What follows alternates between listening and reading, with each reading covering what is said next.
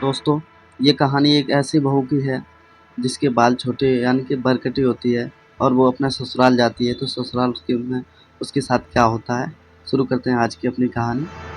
शादी के लिए देखने गई माँ ने सबदन से कहा, सयूस मेरा इकलौता बेटा है, जैसा नाम वैसा गुण। जब जब मैं दूसरा बच्चा ना होने के लिए उदास होती तो विशाल कहते, ईश्वर ने 10 बेटों के गुण दिए हैं हमारे सयूस में। लेकिन मेरी मन एक बेटी की चाहत में हमेशा कलपता रहा। सोचती थी बहू को ही बेटी का प्यार दूंगी। अपनी बहू की जो छवि मैंने सोची थी, स्किंदा उसकी बिल्कुल विपरीत थी। उसकी माँ ने ही हंसते हुए कहा, अपने नाम के विपरीत है स्किंदा।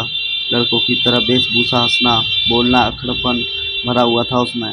जाने सयूस को क्या दिखा इसमें। जीन्स और टी शर्ट में आकर उसने हेलो आंटी कहा। मैंने भी प्रत्युत्तर में हेलो ही कहा। तभी उसकी माँ बोली, आंटी के पैर छुओ बेटा। उसको असहज देखकर मैंने कह दिया, रहने दो बेटा, उसकी कोई ज़रूरत नहीं है। बातों से एकदम बिंदास, खिलखिलाकर हंसने वाली, अपनी माँ से हर बात पर तर्क वितर्क करती स्किंदा मेरे बेटे सयूस की पसंद ही नहीं, प्यार भी थी। शादी की रस्मों के बाद स्किंदा हमारे घर आ गई और सयूस स्किंदा अपनी हनीमून मनाकर वापस भी आ गए। अगले दिन से दोनों को ऑफिस जाना था। सुबह की नींद मुझे बहुत प्यारी थी। सोचती थी बहू आ जाएगी तो उसके हाथों की चाय पीकर अपने सुबह की शुरुआत करूंगी। लेकिन स्किंदा को देखकर मैंने अपने ये सपना भुला दिया और सुबह 6 बजे का अलार्म लगाकर सो गई। पूजा की घंटियां सुन मेरी नींद खुली। अभी 6 भी नहीं बज रहे थे। बाहर निकलकर देखा स्किंदा आरती की थाली लिए पूरे घर में घूम रही थी। मुझे लगा मैं सपना देख रही हूँ। तब तक वो पास आकर बोली, मम्मा प्रसाद लीजिए। फ्रेश होकर बाथरूम से निकली तो मैडम चाय के 2 कप लिए हाजिर थी। चाय पीने के बाद बोली, मम्मा मुझे नाश्ते में बस सैंडविच और चीला बनाना ही आता है।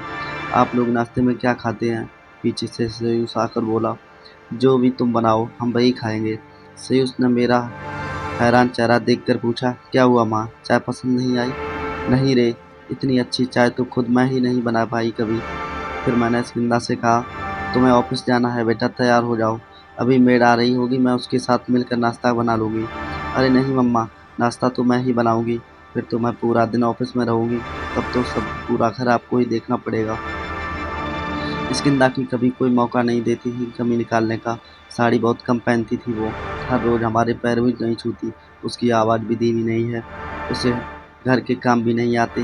रोटी तो भारत के नक्शे जैसी बनाती है और जब गुस्सा आती तो पूछिए ही मत।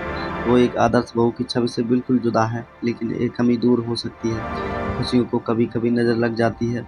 सब कुछ बहुत अच्छा चल रहा था कि विशाल को हार्ट अटैक आ गया। मैं उन्हें आईसीयू के बाहर से देख घंटों रोती रहती। उस समय मेरी स्किंदा ने मुझे सास से बेटी बना दिया।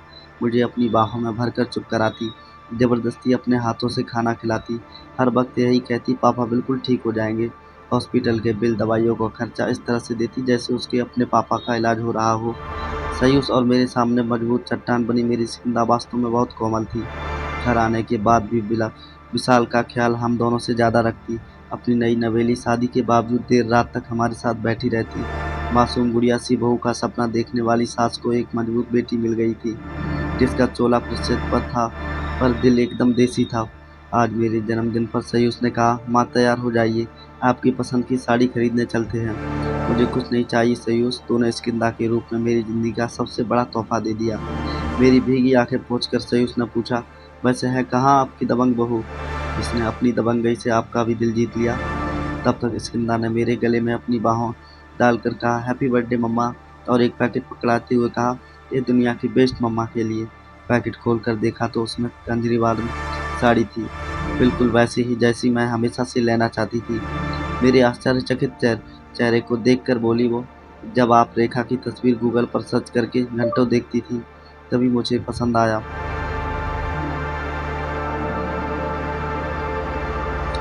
तभी मुझे समझ आया कि आप उनकी तस्वीरों में ऐसा देखती क्या हैं। अपनी जोरदार हंसी के साथ उसने फिर से मुझे गले लगा लिया। खुशी में बहते आबास आंसुओं को पोंछकर उसने कहा, एक माँ के दिल की बात एक बेटी तो समझ ही जाती है ना मम्मा। हाँ मेरी स्किंदा बेटी। दोस्तों, कहानी यहीं पर समाप्त होती है। अगर आप भी यही सोचकर बहू बुलाएंगे कि ये बहू है, तो आप कभी खुश नहीं रह पाएंगे। बहू को भी बेटी का मौका दीजिए, बेटी का दर्जा दीजिए। दोस्तों, आज की कहानी यहीं पर समाप्त होती है। अगली कहानी देखने के लिए हमारे चैनल को सब्सक्राइब करें और कमेंट में हमें ज़रूर बताएं ये कहानी आपको कैसी लगी। लाइक करें, सब्सक्राइब करें, कमेंट करें। तो मिलते हैं अगली कहानी के साथ। जय श्री राम दोस्तों।